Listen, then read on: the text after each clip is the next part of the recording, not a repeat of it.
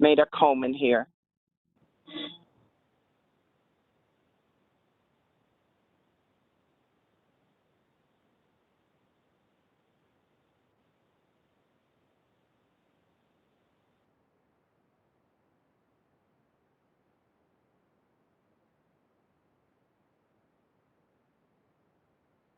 Commissioner Holzman's here.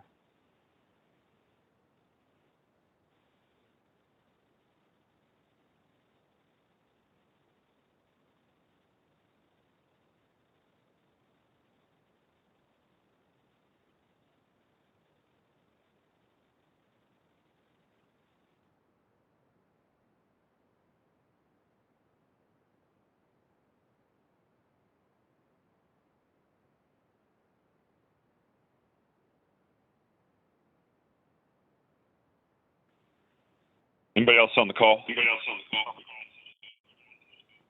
Mayor Coleman is here, Commissioner. Great. Good morning. Thank you. Good morning.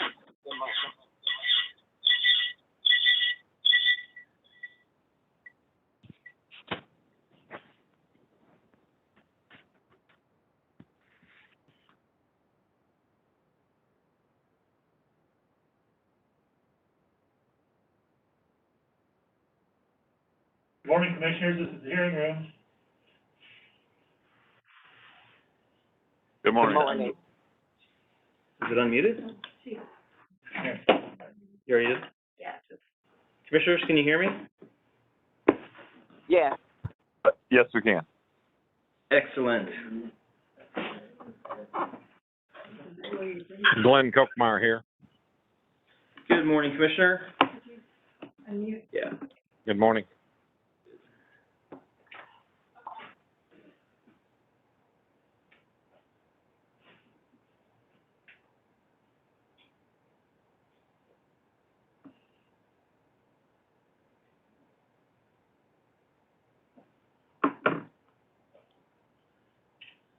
Commissioner Roop on?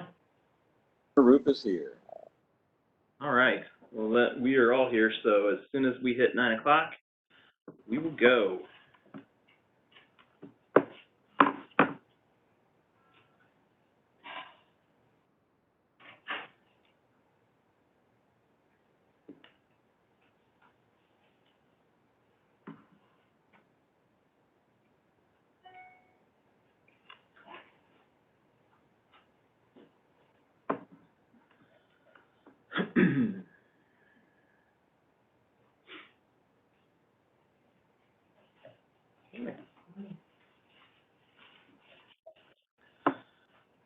All right, it is 9 o'clock and all the commissioners have assembled, so we will go ahead and call this agenda meeting to order.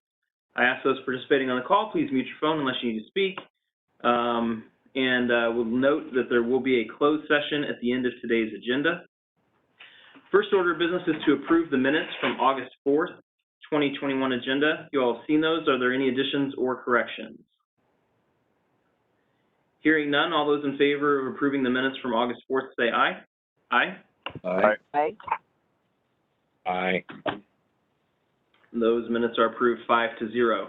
We just have 3 tariffs and new orders today, 1 case discussion, and then the aforementioned closed agenda. So, first up in tariffs and new orders is file number AW 2020-0356. This is in the matter of a working case to consider best practices for recovery of past due utility customer payments after the COVID-19 pandemic emergency.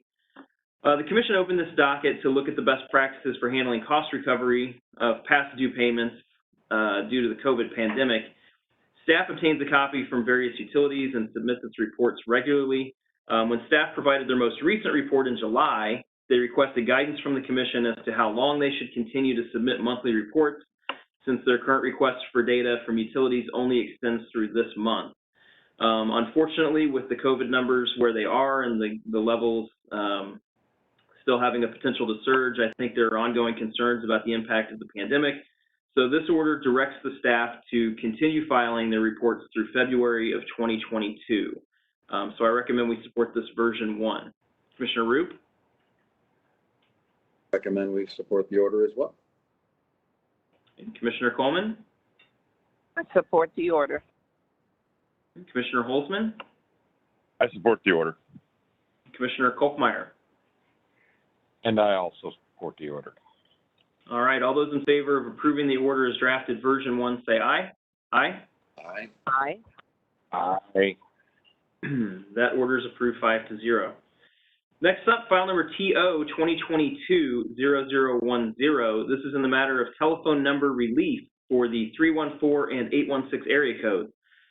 So all the way back in 2000, the commission accepted an overlay relief program because it was anticipated that the 314 and 816 area codes would be exhausted of available numbers. In September of 2001, the Commission indefinitely delayed the implementation of the overlay program to see how effective number conservation efforts would be. And considering that that order was about 20 years ago, I would say that those conservation efforts were a success. However, over the summer, we were notified by the North American Numbering Plan Administrator that those area codes are now nearing exhaustion. So 314 is expected to run out of numbers in 2023, and 816 is projected to run out of numbers in 2024. So now the plan administrator would like to implement the Commission's overlay relief plan, originally come up with in 2000. So I'm happy to announce that the 2 new area codes will be added for new number request once all of the current 314 and 816 numbers are exhausted.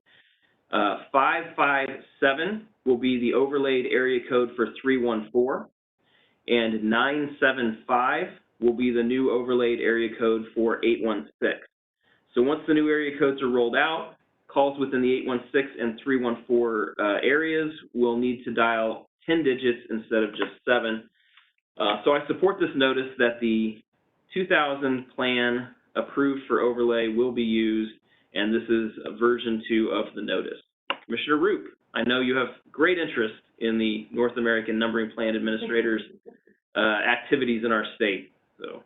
And I appreciate you bringing that up, because that was always Commissioner Kenny's role, was always to bring that up. So it makes me miss Commissioner Kenny, but I appreciate you commenting on that.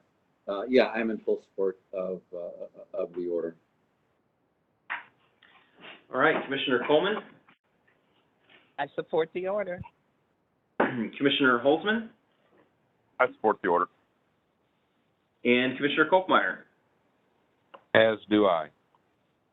All right, all those in favor of approving the notice version 2 say aye. Aye. Aye. Aye. That notice is approved 5-0. Final order today is file number EO 2021-0408. This is in the matter of a petition to interpret 20 CSR 4240-20.065 and establish the status and eligibility of the members of the St. James Solar Farm Association to receive net metering credits. So in June, St. James Solar Farm Association filed a first amended petition for rulemaking. The solar farm intends to operate a nonprofit cooperative solar farm that would connect to municipal utility distribution systems. St. James is asking the Commission to amend out net metering rules to include, quote, cooperative electric energy generation ventures, end quote, as customer generators for the purposes of net metering. Responses were received from Evergy and Ameren, Missouri, opposing the petition. Staff also submitted a recommendation to reject the rulemaking request. As staff, Evergy, and Ameren, Missouri all pointed out, the PSC lacks the statutory authority to promulgate net metering rules that will govern connections and agreements involving municipal utilities and cooperatives. Staff did recommend that the association look at other dockets, such as EW 2021-0267, and dockets affecting third parties acting on behalf of retail electric customers. So this order denies the association's rulemaking petition for lack of statutory authority, and I recommend that we support this order version 1. Commissioner Root. I recommend support as well. Commissioner Coleman. I support the order. Commissioner Holzman. I support the order. And Commissioner Kolkmeyer. As do I. All right, all those in favor of approving the order as drafted version 1 say aye. Aye. Aye. Aye. Aye. That order is approved 5-0. So that concludes reports and orders for today. We do have a case discussion in EO 2021-0021. This is Ameren, Missouri's 2020 IRP filing, remaining alleged deficiencies. Judge Woodruff is here to present. Yes, this is Ameren's triennial IRP filing for 2020. And they've had negotiations and discussions with the various stakeholders, including staff, public counsel, and other industrials and so forth. For the most part, they've been able to resolve concerns. There was a stipulation agreement with Sierra Club and just a general agreement with all the other stakeholders. There were a few items that were left that haven't been resolved, and that's what's in this memorandum. Basically, the commission at this point needs to decide what they want to do at this, if they want to gather any further information, or if they're ready to go ahead and proceed to accept or approve, or whatever language we want to use the IRP as adjusted. Okay. So on the question, does Ameren, Missouri's IRP comply with the requirements of the commission? I think reviewing the concern of MIEC, I don't think that MIEC's concerns about Ameren's preferred plan not reducing greenhouse gases as much as an alternative plan that would have higher costs, I don't believe that needs to be addressed by Ameren. It sounds like MIEC's second concern about Ameren working with customers and stakeholders on renewable energy offerings is something that Ameren is doing and will continue to do. So I don't think it needs to be addressed in the IRP either. I do agree with staff's concern about the risk to ratepayers from Ameren shifting to renewable generation, whether the company is transitioning faster than required by law and regulatory mandates. So I do support staff's suggestion that Ameren be directed to provide detailed analysis comparing ratepayer risks and shareholder risks for additional generation resources which are not required to meet federal, state, or MISO requirements. So essentially, you know, I don't want to discourage them from moving faster than regulatory mandate or statutory mandate, but at the same time, if they're going to do so, I would like to see that it's not to the detriment of ratepayers and solely the benefit of shareholders. So that's my opinion on this current IRP. Commissioner Roop? Yeah, I agree with your statements and your position, Mr. Chairman. Okay. Commissioner Coleman?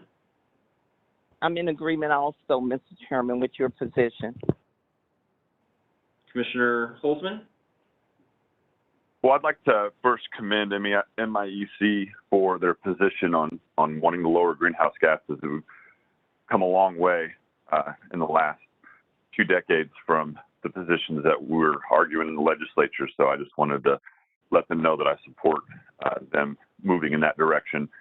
And I also agree with you, though, that Ameren is in this IRP is satisfying where they need to be. As far as the customers go, I tend to agree with you on that, with the exception of, you know, what's good for the customer in a macro sense might be more renewable energy. So from the standpoint that it all comes down to cost, I would be open to that cost being a little bit larger in scope in terms of us as a society. So with that caveat, I'll support your 2 positions. Okay, Commissioner Kolfmeyer? Thank you, Mr. Chairman. I support your position on this. Okay. Judge, that gets you the clarity you need? That does, and I'll be bringing back an order. Okay, great. Thank you very much. All right, as I mentioned, we will have a closed session, but before that, let's discuss scheduling.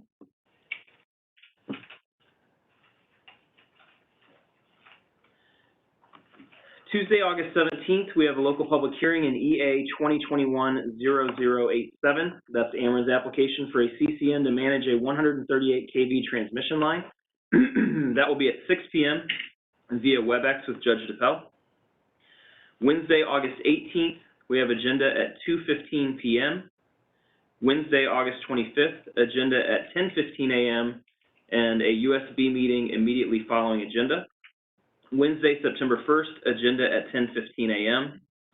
Monday, September 6th, the state will be on holiday for Labor Day. Tuesday, September 7th, we have a rulemaking hearing in GX 2021-0406. This is the Commission's update on gas safety and transportation rules. That will be at 10 a.m. via WebEx with Judge Clark. Wednesday, September 8th, we have agenda at 10:15 a.m. And Wednesday, September 15th, we have agenda at 9:30 a.m. That gets us out through September 15th. Are there any comments, requests, or questions regarding scheduling? All right, hearing none, we do need to go into closed session under 610.021 sub 1 RISMO, which is to discuss litigation. So I will make that motion. Is there a second? I second. Seconded by Commissioner Coleman. Is there any discussion on the motion for closed session? Hearing none, all those in favor of going into closed session under 610.021 sub 1 RISMO, say aye. Aye. Aye. That motion is approved 5-0. We will clear the room and adjourn immediately upon conclusion of the closed session.